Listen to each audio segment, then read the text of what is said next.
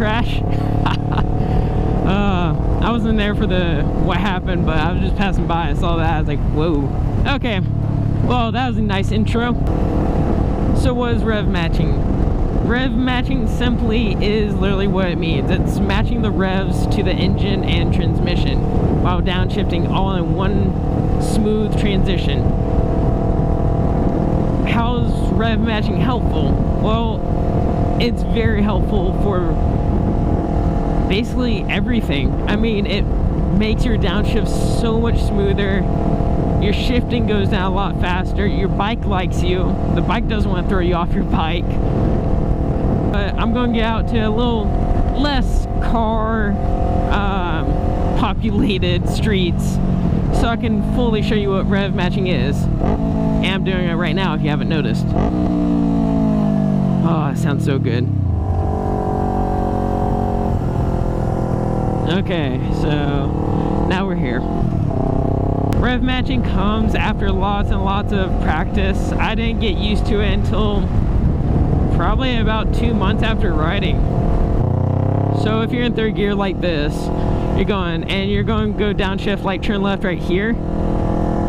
This is without rev matching. Look how it like lurches forward. Ah, I did it by accident. Whoops. See how it like lurches a little bit forward? It was funny, is like, as I say, it's like, oh, I'll do it without rev matching. I do it. That's how natural it is to me. So if I want to go down second, like I'm around 5,500 RPM without rev matching. See how you lurch a little bit forward? So go down fourth,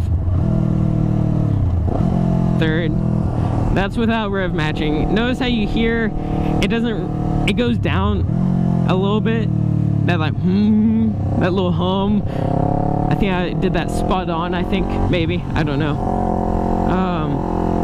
But you notice how the RPMs drops and goes back up when you're riding. So like, watch the tack. Alright, so going down, try and focus on it so you can see it. So go second. See how it goes up a little bit? Just make sure no cars are behind me. Get back up to speed.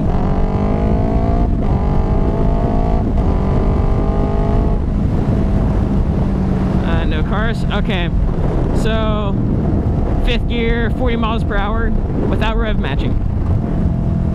Yeah, you can still do it, but it just doesn't feel as smooth.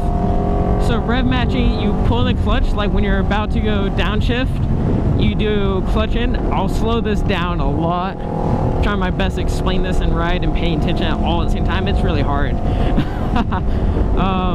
And then you want to blip the throttle just a little bit, just get like 500 RPMs. That's for most gears. So to go in third, here we go. So clutch in and then blip it. Clutch in, blip it. I'm kind of holding it off too much so I can explain it. It's a lot faster motion than what I'm doing. Alright, here we go. This is how it's supposed to be. Quick, fluid motion, clutching. As a lot faster than I should have, but the trick for like smaller CC bikes that I've figured out a little bit on the R3 is first, second, or it requires about 1,000 RPMs to get back up to rev match it, per se. If you're third, fourth, fifth, sixth, etc., it usually only takes about 500 RPMs to rev match it and make it fluid. Okay, there's a lot more cars on this than I thought was. Dang it. Okay, bear with me. So, this is what you do not want to do. That's not what to do. That's holding the clutch and then pulling the throttle too much. You don't want to hold it. It's just a quick do like that, a little blip. You don't want to hold it. You want to just like a quick blip. It does not take as much as you would think. The best way to learn this is in an empty parking lot. That's how I would recommend trying this. Or like a street like this, but always make sure there's no cars. but there's cars around me, so there's one car coming up behind me a little bit. See how it's useful in like turns and stuff, where you can quickly get into that lower gear, especially for twisties and track. I'm not gonna go into too much detail of how much useful it is and like that sort of deal, but it's very useful. Watch my throttle hand this time.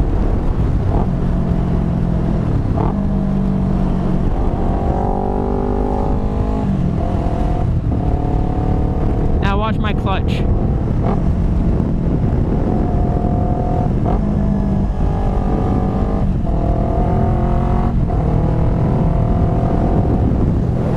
Now watch my RPMs, or the tach.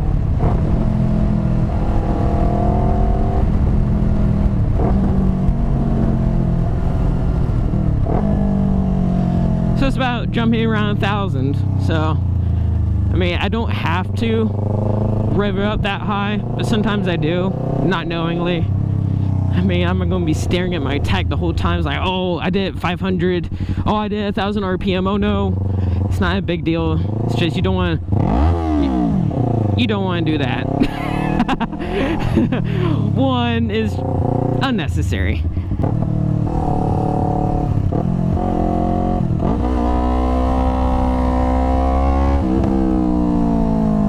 Watch all the stupid gravel though. See how when I went around that corner I downshifted and blipped and all that fun stuff going in? Notice how much faster and snappier the bike was.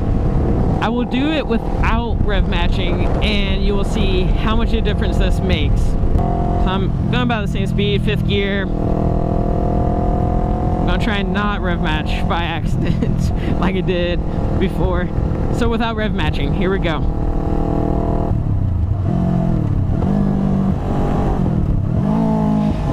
I don't know if you saw that, my rear tire almost locked up. That's the dangers of going down too far if you're not rev matching. Your rear tire will swerve. I don't know if you saw on bars, but I corrected it. But the bars kind of swerved and my rear tire, I could feel, was sideways just slightly. Not a lot, but it was. And that would freak out a lot of new beginner riders, I bet. I'm going to stop for a second so I can explain a little bit better, so I don't have to focus as much on riding.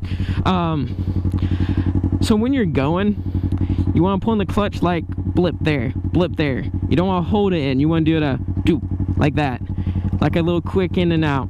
So you do like that. It's like when you're pulling in, you're pulling throttle back. So it's like it's kind of like wheeling, how to wheelie. It's kind of similar to learning how that's another story. Medium to fast pull in.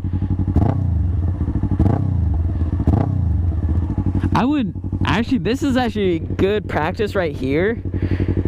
Before you go out and practice actually riding, just sit, put it in neutral, practice pulling the clutch and everything, and then practice. See, I'm at 1500 right now. That's a little too much. Notice how much, especially at 1,000 RPM each time. Pretty consistent with. Nah, I'm getting a little too happy there. Plus exhausts make rev matching sound wicked. That gets the feeling of the controls. Now also you have to throw in the gear shifter, which something's on. That's lovely. But just throw in that, just practice that, the quick clutch in and pull it. And get some pops. But take it slow, take it easy. Just like I said, just start with a clutch pull and doing this motion.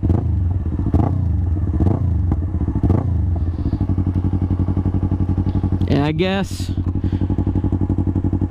that's pretty much it. I don't know. Just listen to it. Ready? Ready?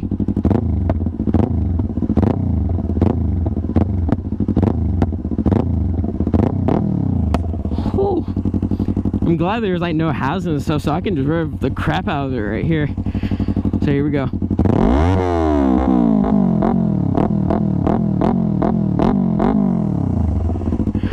Here, I'll open the visor and a little bit back. Get in there, mirror.